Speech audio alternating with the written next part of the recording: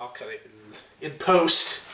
I can't believe you didn't like Social Network. Oh man, I don't know. Me and Trish were sitting here watching. We're like, is this movie over yet? Seriously.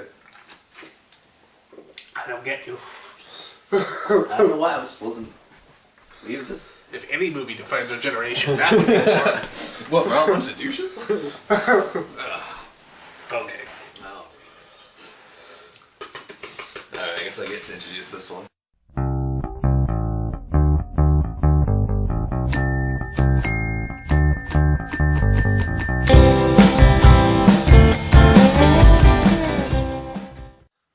Alright, so this is Video Clerks, bottom 5 worst movies of 2010. There's been plenty to choose from. Plenty. I think we mentioned in earlier shows that this has been one of them years. Yes, yes.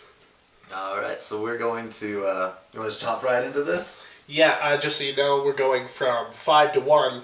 Now, this is a contest you don't want to win. 5 is actually the best of a bad lot, and 5 is what 1 is what we consider the worst movie of the year. So I'll let you start. Alright. What's your number 5? List is upside down.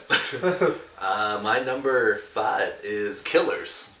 Ooh, good choice. This was Ashton Kutcher and that blonde girl. Wow.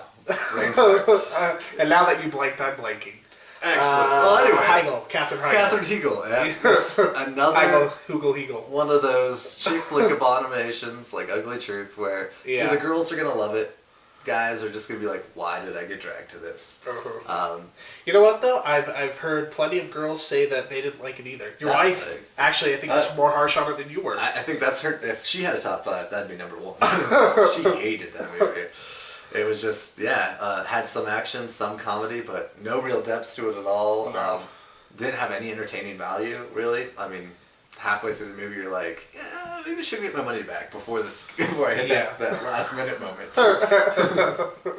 I completely agree. And in a year where we've had so many of basically the same movie, because we've also had Night and Day, we've also had The Tourist, which just came out, we've also had Date Night, and we've just been like this constant barrage of these like charade wannabe movies, and this is the worst of all of them.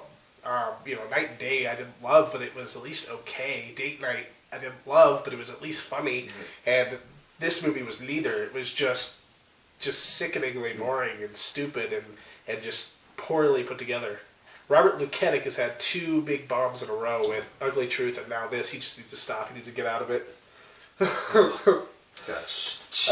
My number 5 is Tim Burton's Alice in Wonderland. And I actually, I think I gave it a C-, maybe a D+ when we first reviewed it.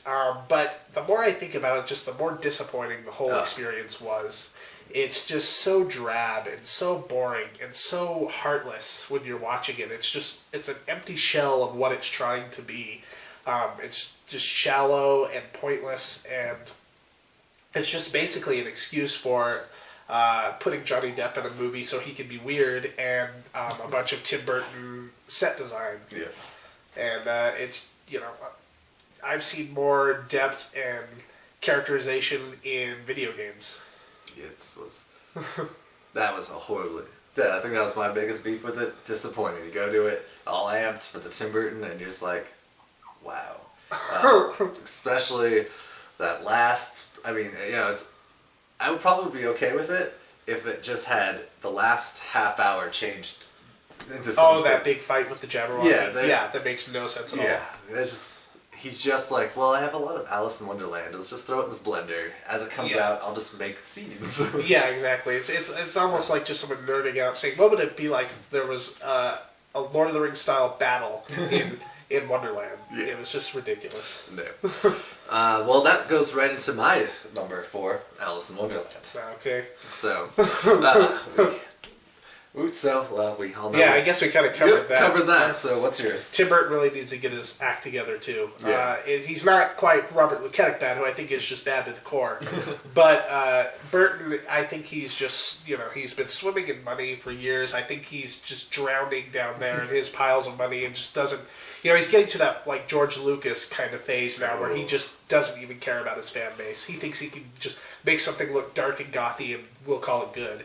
And we want more than that, too. And we'll buy it at Hot Topic. Yeah, exactly. The Hot Topic movie. All right, my number 4, as we've already talked about, is Killers. There we go. We're disliking similarity. Yeah. Do you have anything more to add to the hatred to Killers? Who was the dad in that one? Tom Selleck. Tom Selleck. Yeah, what a waste of a good Tom Selleck cameo. I think I'd probably rather watch the entire Jesse Stone series than I'd Killers again. I'd rather watch Two Men and or Three Men and a Little Baby. 3 Men and a Baby. No, it's a little girl. It's the sequel. Yeah. Oh, yeah, the sequel. Rather than that. Yeah. Well, it's basically like he just watched Meet the Parents, and he said, "You know what? I could do that. I could be Robert De Niro, but he can't." No, indeed. All right, so number 3 we've moved on to Grown Ups for me. Oh, yes. We despise this movie to its very core. It was an awful, awful movie full of decent comedians who had glory days and are now just washed up. And it was a sad, pitiful sight. Yeah. And way too much. It was like someone just said, let's just get together in this cabin and we'll improv a big movie. And then we'll just make a bunch of money for it. Yeah, exactly. Oh, and then because of its success, I think, didn't he give everybody a bunch of cars or something as a reward for the success of this crappy movie? So you people who gave him money, I hate you. Yeah, he bought everybody a car. I think the audience deserves a car. Yeah, seriously. For having to endure that crap. Not David Spade or Kevin James or any of you. Yeah, I despised Grown Ups. It was just so intensely boring, and just every single joke that came and went just fell flat. And I was just like, really? How can... It's like this movie is comedically impaired. It's everything a comedy should be. Yes. And that leads me to my number 3, which is Valentine's Day, which I know we disagreed on a little bit. This movie, I recently watched for the first time, this might surprise some people, I recently watched for the first time Love Actually, which is Valentine's Day, only it works. And British. And British, and funny, and it knows that it's sappy, so it actually kind of makes fun of that. Which just made me hate Valentine's Day all the more. It was like, how could they so blatantly ripped it off, and just didn't pull anything off. And instead of having Colin Firth, we have Ashton Kutcher. Well, that ought to tell you something. I'm a huge Pretty Woman fan, and Gary Marshall, he's come a long way since then. And I think he's starting to get a little soft in his old age, and I think he's just like, oh, well, isn't this cute? This is all just so cute. We just need to put all this cuteness together in one movie, and it's so cute, and it so isn't. No, I think I remember enjoying it. I only watched it the once, but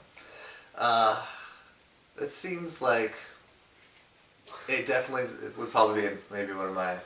It wouldn't be even in my honorable mentions as bad, but I could see it being people not liking it. Mm-hmm. Those sad, lonely, depressed nerds with no girls. Oh, was it a burn? I'm sorry. Maybe a little bit. Maybe. I love Love Actually, though. I thought Love Actually was actually great, and I love a lot of chick flicks. I mean, I like Sleepless in Seattle, and When Harry Met Sally is one of my favorite movies. That's true. And I think the state of the chick flick, or even the state of the romantic comedy in general, is at its all-time low. That's true. They definitely got to get a little more creative in that stuff. Yeah, exactly.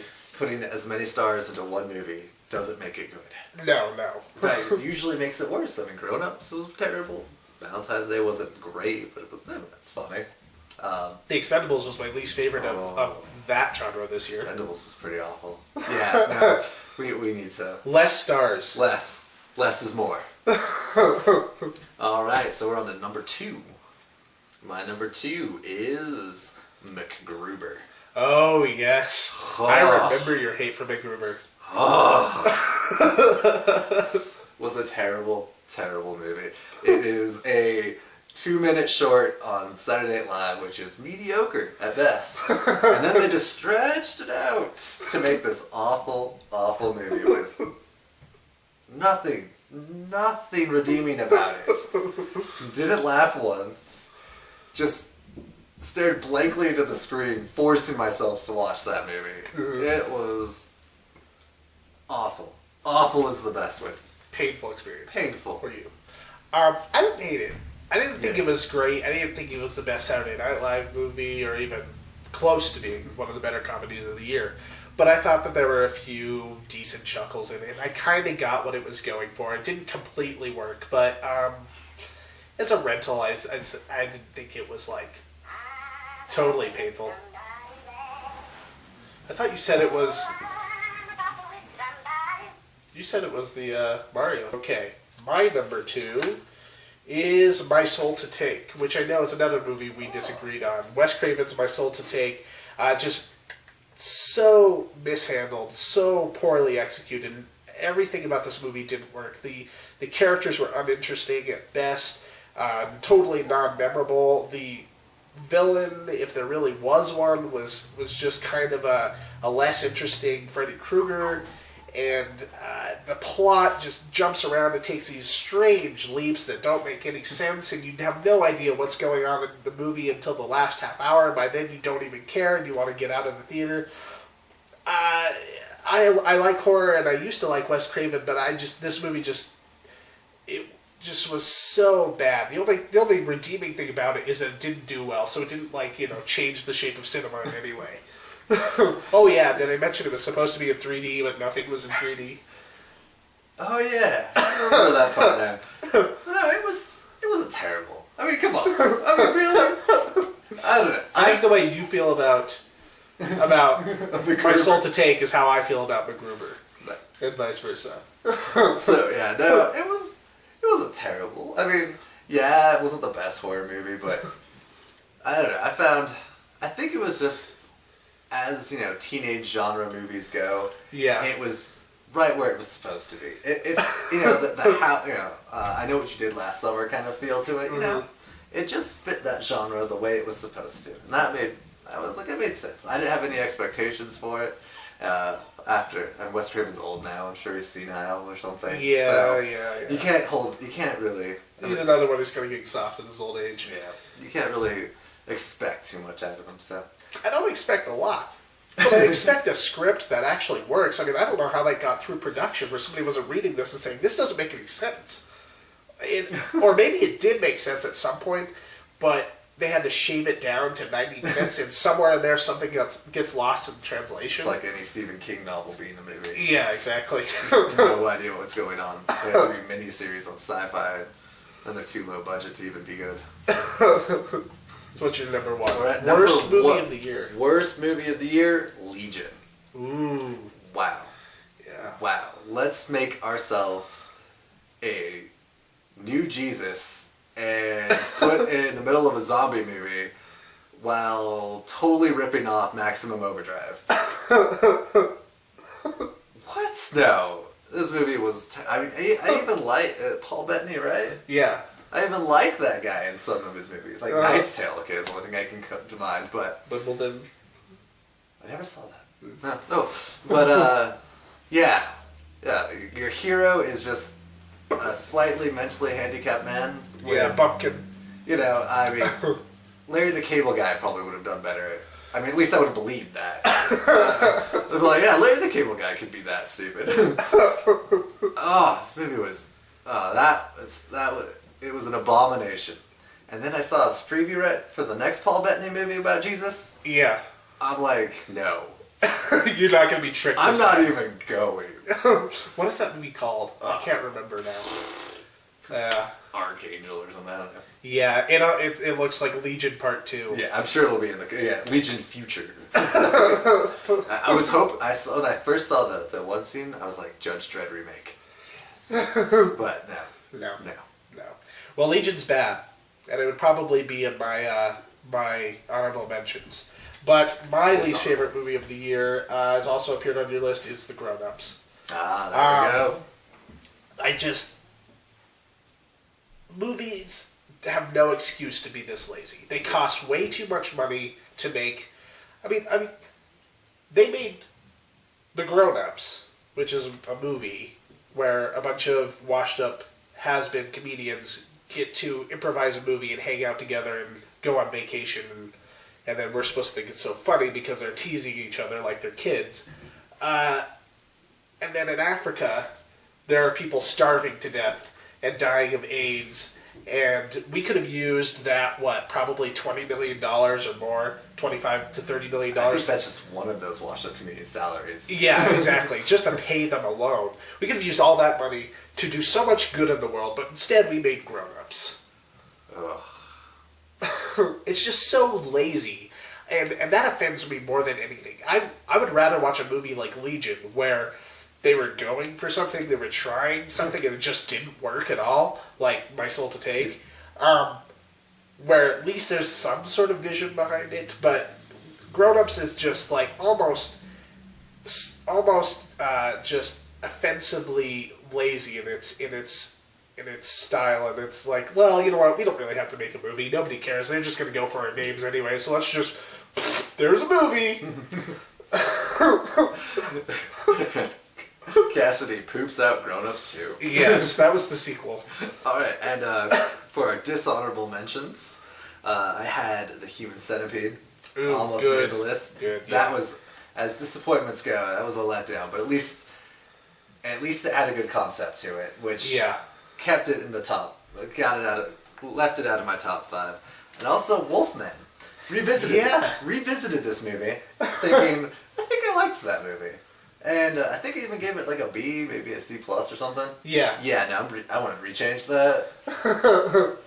That was just a bad movie. Yeah.